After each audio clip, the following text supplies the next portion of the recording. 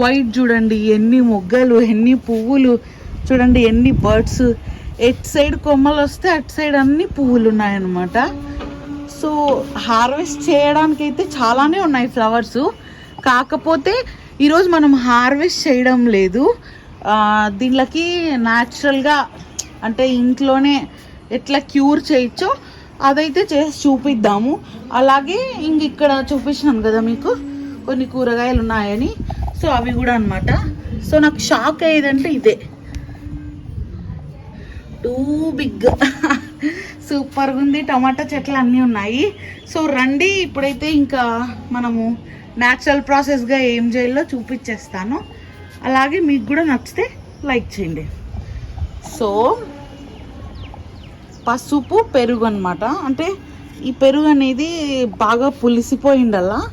అలాగే నేను కొన్ని వాటర్ తీసుకున్నాను.